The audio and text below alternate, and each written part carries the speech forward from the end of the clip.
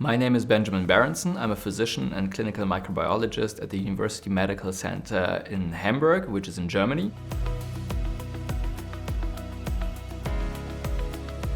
Our hospital is a very big one in northern Germany with a lot of different subunits, for example, also bone marrow transplant and a big ICU facility. And usually my research focuses on rapid ID and rapid AST on sepsis, but also synovial fluid samples, and then how this could translate actually in clinical practice.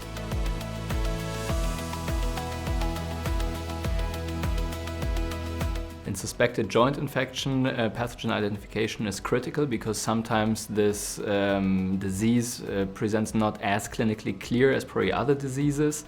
So it might be, for example, gout or rheumatological disease if you have a red swollen joint. So it doesn't always have to be a joint infection, but it comes with a high morbidity and mortality for the patient and also often requires surgery. And obviously unnecessary surgery is not very good. So one wants to know if there is a pathogen identified and if it's a real infection.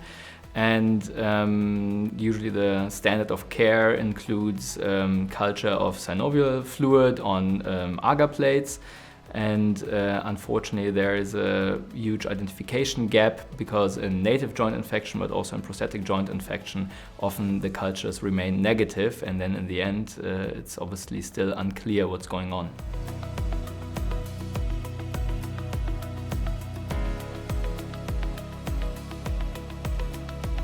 In recent diagnostic guideline updates, also the more molecular approaches are now present, and especially in the septic arthritis guideline from 2023, molecular approaches are recommended in patients where you still have a high suspicion of joint infection, but the culture remains negative or priorly antibiotics have been used, because if prior antibiotics have been used, this correlates with often with a negative culture. But nonetheless, one has to say that culture still remains the gold standard, since this also allows then AST, so antibiotic susceptibility testing, and obviously often molecular approaches are not pathogen agnostic, so you can only find actually what you're looking for. And in the end, the culture simply grows, in most of the cases, at least anything.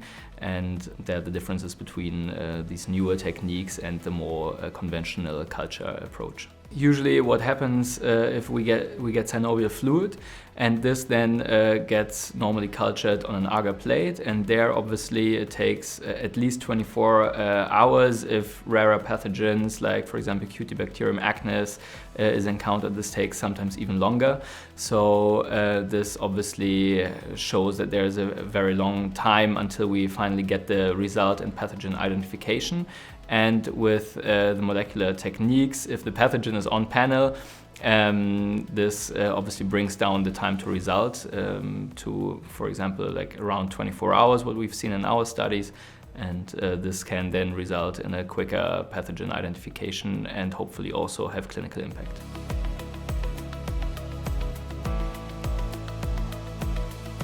Molecular techniques could reduce dramatically the time until pathogen identification, but there are also important limitations to note. Since with molecular approaches you can only find what you're looking for, and if, for example, the pathogen is not present on the syndromic panel, let's say, then this obviously the panel is negative, and then in the end you still don't know really what you're dealing with, and then you're still relying, for example, on culture. But as already mentioned before, culture is also often negative, so probably in future other approaches like metagenomics could also help here to then really ultimately find the pathogen.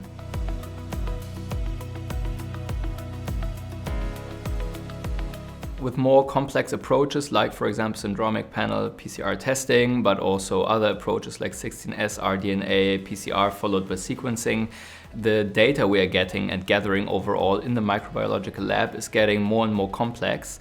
And we as clinical microbiologists have to provide at least guidance and help to interpret this data, as for example some tests can be negative, and then one still has to talk to the treating clinician, actually how is the patient doing, and do we still have to include other techniques.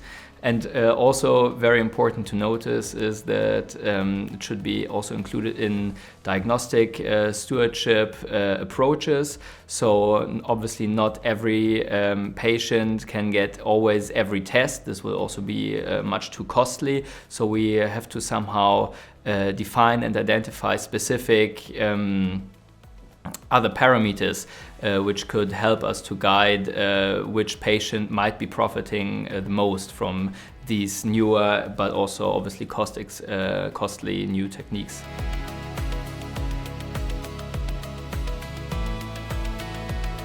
Good syndromic panel for sure has to be robust, so we don't want a lot of let's say failed runs, and this is especially important for complicated materials where you have a lot of human cells, like for example a purulent synovial fluid, but also blood cultures or anything else. So they for sure have to be robust and have a good performance, but also have a good sensitivity. And also important is obviously the specificity, because if you get some positive calls and then this in the end is a false positive, one is actually harming probably in the worst case the patient, but we obviously want to help them. So they have to have a very good sensitivity and specificity and cover for sure the broad spectrum of pathogens which can be encountered in each specific disease type.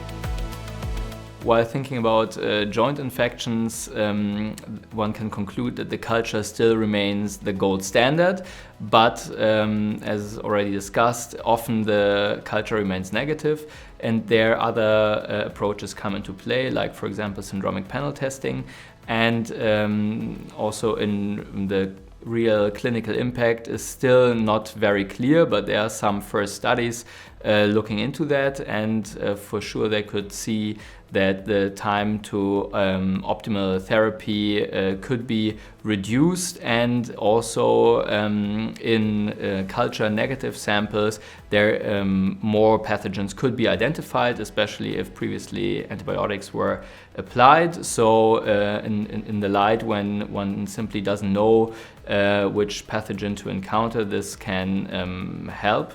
But future studies are needed to really see also cost effectiveness and effect on morbidity and mortality. To just conclude in 3 words, I would say optimization requires identification.